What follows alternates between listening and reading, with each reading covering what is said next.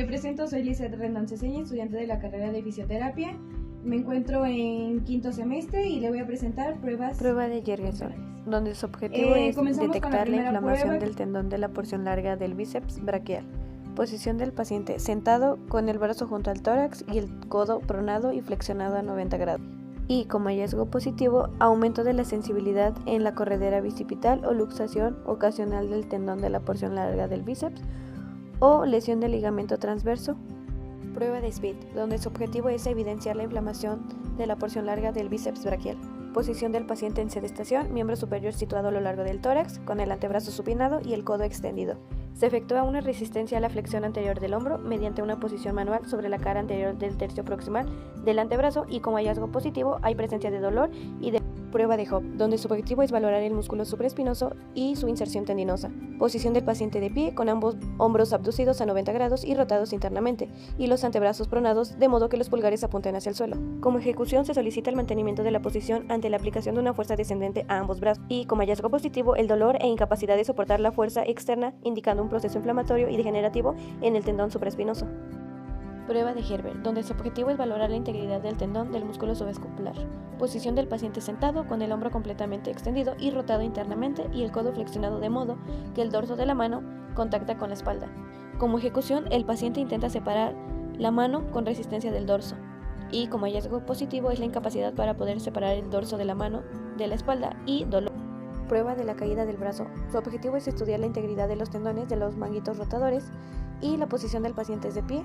La ejecución es llevar el hombro a 90 grados y abducción y se le pide al paciente que lo lleve lentamente a la posición neutra. Como hallazgo positivo es la incapacidad para soportar el peso del hombro y dolor considerable. Prueba de Jacob, donde su objetivo es detectar la presencia de un problema anteromedial del hombro. Posición del paciente en sedestación con la mano sobre el hombro contralateral. Como ejecución se le solicita al paciente la elevación del codo por encima del horizontal. Y como hallazgo positivo la presencia de dolor o malestar en la región periacromial es indicativo a un problema subaracromial o anteromedial.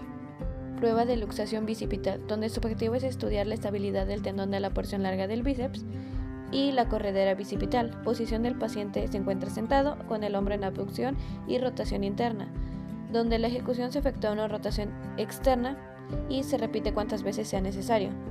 Como hallazgo positivo la entrada y salida del tendón ante los movimientos de rotación e indican una ruptura del ligamento humeral transverso.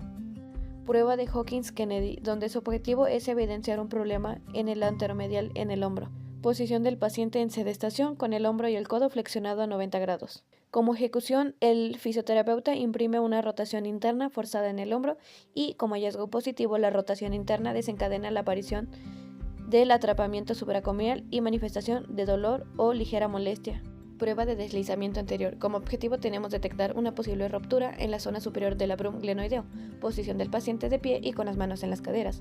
Como ejecución, el examinador con la mano situada en el codo aplica sobre este una fuerza hacia adelante y hacia arriba. Partiendo de esta situación, se le pide al paciente que empuje hacia abajo, contrarrestando la fuerza ascendente. Como hallazgo positivo, hay una aparición de dolor localizado en la cara anterior del hombro, acompañado de un chasquido. Prueba del surco, donde su objetivo es poner inestabilidad glenohumeral inferior. Posición del paciente en sedestación con los antebrazos sobre los muslos. Como ejecución, la mano distal abraza el segmento del brazo por su tercio distal y tracciona de este sentido vertical y descendente. Como hallazgo positivo, el fisioterapeuta como el examinado pueden percibir una subluxación de la cabeza humeral respecto a la glenoidea y la aparición de un surco entre el acromion y la cabeza humeral indicando una inestabilidad. Prueba de compresión y deslizamiento, donde su objetivo es valorar el grado y el sentido de una probable inestabilidad glenohumeral. Posición del paciente en sedestación sin respaldo. Como ejecución se comprime la cabeza contra la fosa glenoidea y se desplaza entonces en sentido anterior y posterior apareciendo la cantidad de desplazamiento. Como hallazgo positivo hay un desplazamiento excesivo en la cabeza humeral. Por último, la prueba de Rockwood. El objetivo es evidenciar una inestabilidad anterior de la articulación glenohumeral. Posición del paciente en sedestación.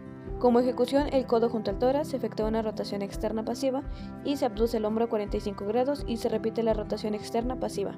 Como hallazgo positivo, a los 90 grados de abducción asociada el dolor es posterior, a 45 y a 120 grados el paciente experimenta cierta incomodidad y malestar.